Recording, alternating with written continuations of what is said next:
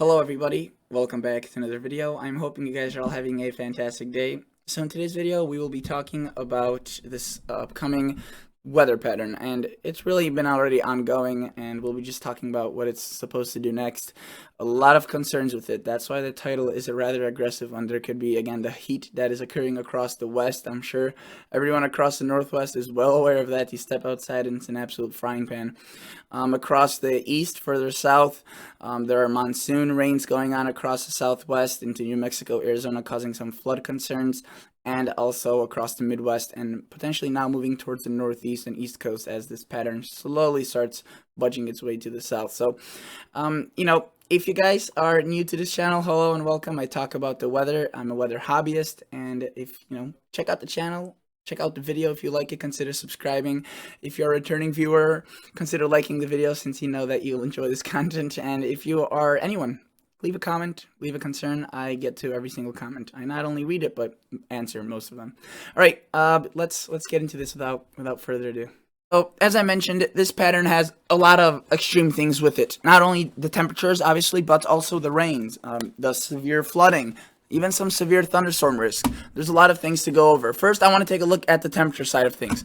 So this is the 8 to 14 day outlook. So this is from 8 to 14 days out, July 6th through the 12th. So it is a bit further out, and by then the pattern should start evolving into a different kind. Notice that the worst of the heat slides away from the northwest, but doesn't make it too far. It stops across the northern plains. Definitely not good. Those areas have been struggling with drought as well, and yeah, definitely some hundreds possible. It looks more and more likely for that. Notice the central United States, the eastern United States getting in on some of that heat. But notice the south, the Gulf Coast states, the deep south, southeast, maybe even portions of the southwest into New Mexico, portions of extreme western Texas. I guess that's considered a southwest, right?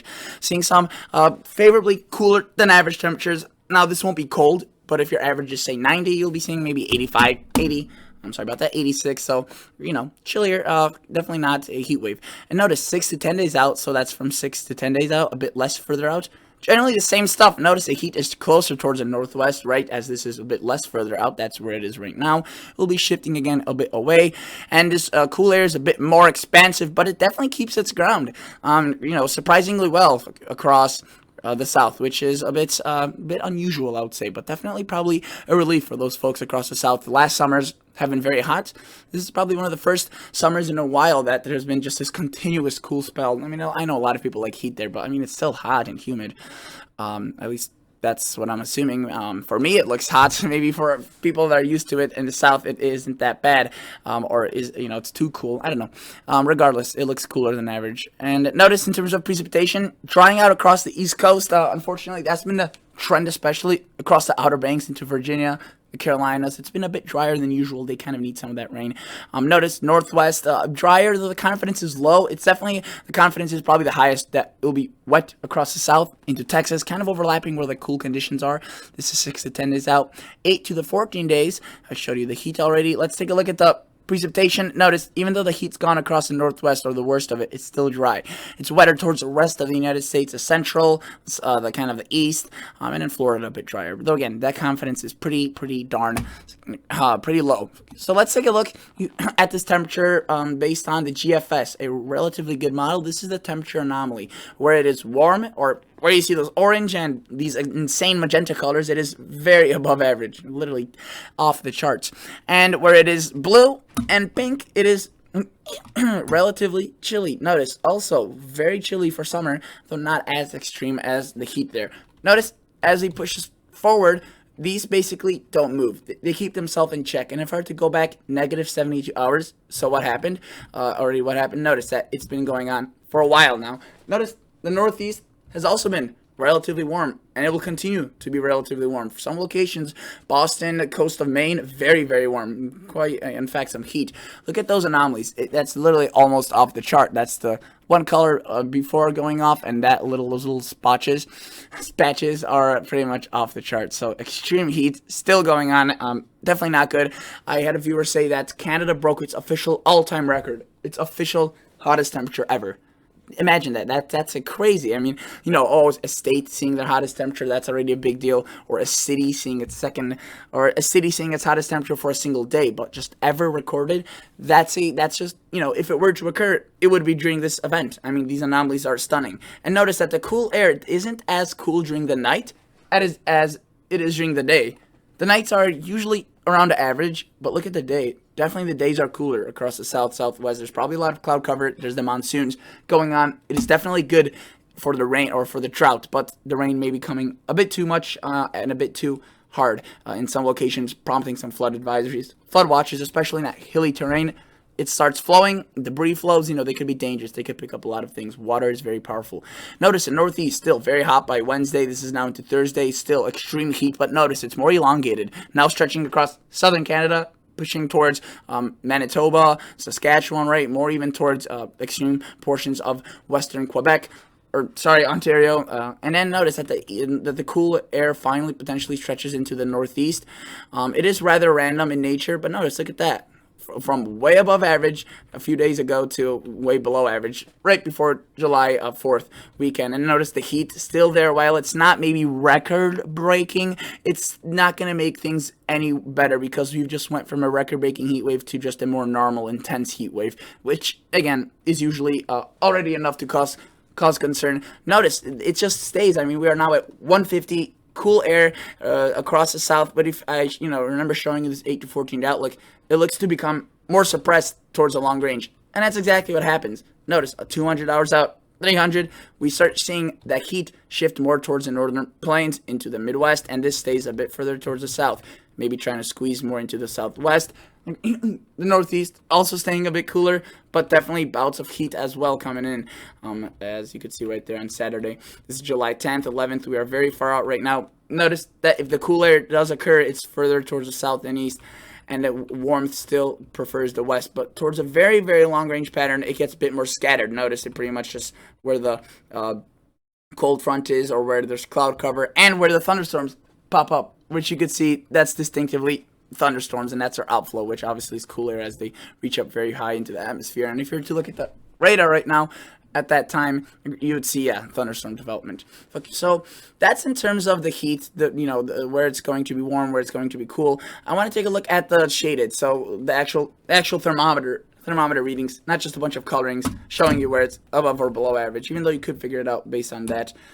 Some people prefer this. So notice, very hot across the Northeast, potentially reaching hundreds across the Northeast this midweek. Very hot, but look at that, 115 plus across Seattle or into Washington, just east of Seattle. I wouldn't be surprised to see a 120 there, at least on one of these extreme days, if they haven't already hit the 120 in some areas in the past couple of days or today. But notice, look at the nights. Saturday, July 3rd, that's a very, very comfortable, in fact, in some areas, rather chilly night. Notice we go from 90s across the Northeast to 50s, and during the day, even some 50s. So that's definitely got to be some nice relief for those folks. But look, the heat moves into the upper plains, and towards a very long range, it's more of an equal pattern. We do have bouts of extreme heat in some locations, but generally you can see it's 80s, definitely cooler across the south, but less confined toward the Northwest. Still warm, 92 right there is still very above average, but at least it's not 120. Notice that type of heat moves into Nebraska, 110, so that is definitely a concern. And where this goes, 200 hours out is far. This could, stay more across Colorado or Wyoming, or maybe stay more across the Northwest, which would be the worst case scenario.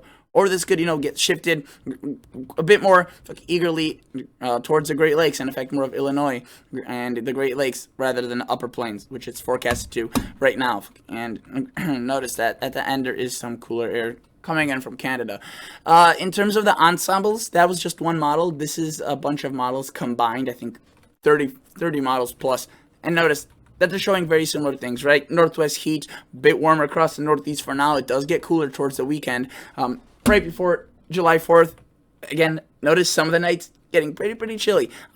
Definitely going to be a chilly event for the, a chilly late end of the week into the early weekend. but the rest of the U.S. staying warm. The South again being a bit cooler, but look at those temperatures. You can see most models shift the heat away from the Northwest and towards the upper plains, which is not good. They're still kind of struggling with those drought conditions, even though some of them did get some rain. It's not really enough to put it out, and this will probably bring it right back. I mean, look at those. Those are very hot temperatures. And in the Southwest, seeing those hundreds, more typical towards the Southwest of seeing those colorations rather than to the Northwest. And then in the very long range, you can see it stays warm, and the models start getting more confused as to what's happening. So you can see it's just more blurred out, not as distinct as when we're less further out, which you can see they have more confidence on across certain areas. Okay, so that's that in terms of the temperatures. Let's take a look at the precipitation, and notice that it definitely favors the south, the southeast, the eastern, kind of 2/3, while the north and the northern western portion and southern western Canada see drier conditions. Notice though, again, it does seem to dry out across some locations, but many do stay wet, and the Northwest unfortunately stays drier. Again, confidence is very, very low at this at such a distance, but the trend is there that you can see wet, and look at that, wet across New Mexico, Arizona. That's definitely good. They need that precipitation there, so that's definitely a good thing. Though again, there may be a bit too much of it. So if you're to take a look at the, let's go back to the continental United States, and let me just show you the GFS in terms of its total accumulated precipitation through 378 hours or 384. The PWATs of this atmosphere are just off the charts.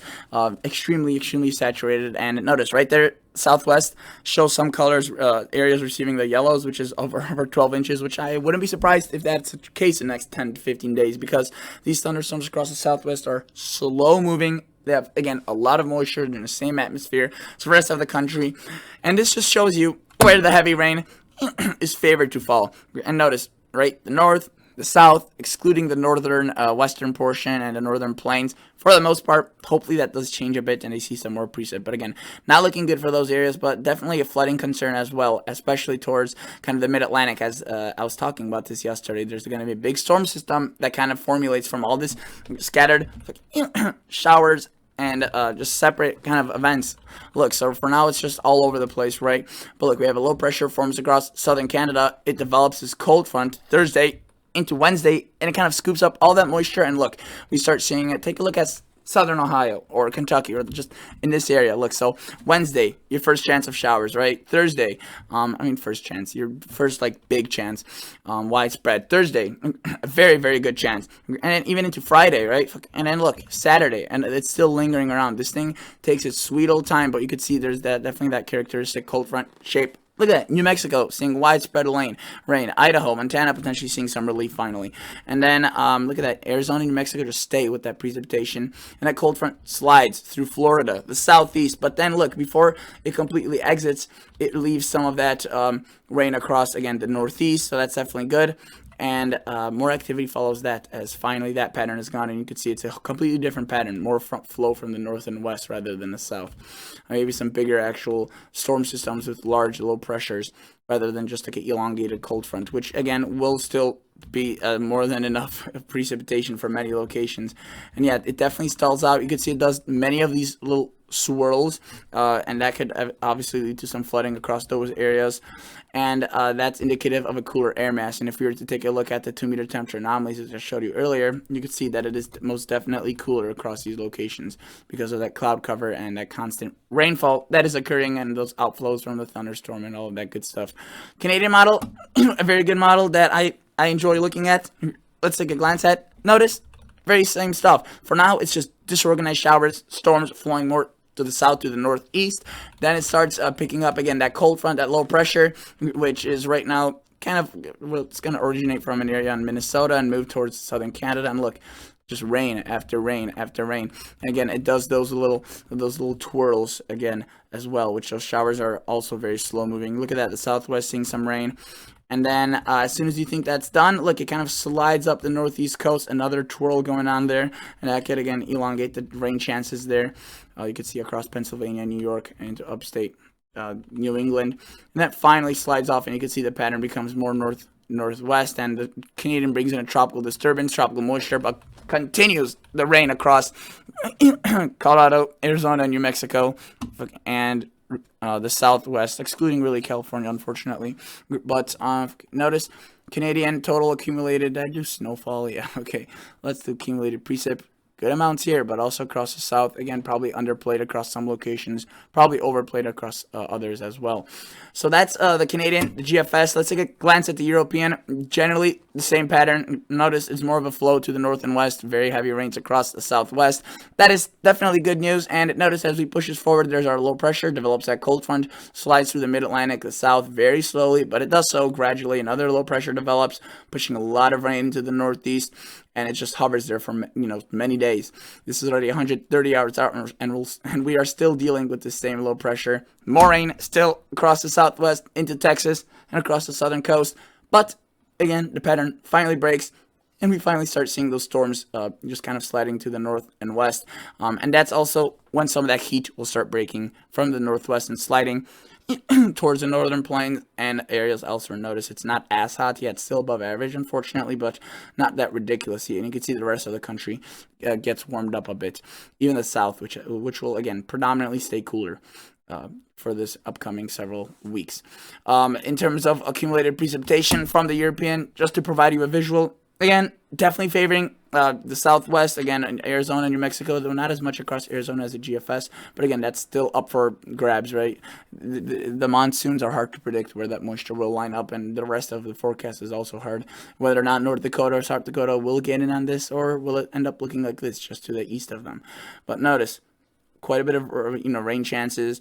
You could look at your location, but don't try pinning it down, being like, oh, here in Indianapolis, 1.5 inches, right? Or 1 3/10. Probably, it's a good estimate, I guess, but there's probably going to be more in scattered areas, probably like 4 or 5 inches. In some, it's going to be, a few tenths, depending on how the thunderstorms develop. But look at that, decent rains for the northeast for sure. And yeah, definitely a wet, active pattern, to say the least. If you take a look at the UK model, this is a model from the UK, hence the name UK Met. Generally favoring the same stuff. Definitely a bit more excited about the southwest activity, this model. So that's definitely something to point out. Let's just take a glance quickly at a high resolution model for the next 48 hours. The RAP, it's a very good model. Does not go very far out, but it's very high res. Notice where the most activity will occur, still along that kind of corridor, but this will again get picked up by that low pressure and start sliding towards the south and east with that big storm system. And it shows a lot across Texas as well. Let's take a look at the reflectivity in terms of just rainfall amounts, just what this could look like. Notice a few rain clusters, rain showers into northern Illinois, southern Wisconsin today. Definitely a lot across Oklahoma, Texas. Maybe not as widespread as what they're showing here, but still a considerable amount. Notice across Florida and into New Mexico or Mexico, we have that tropical storm that could definitely provide a lot of moisture for, again, the southwest. And notice there's our low pressure. It starts sliding this cold front to the south and east very slowly, but you can see that's the general trend. So a lot of chances for showers and storms. All right, guys, thank you so much for watching, and I'll catch you all guys on the next episode. See ya.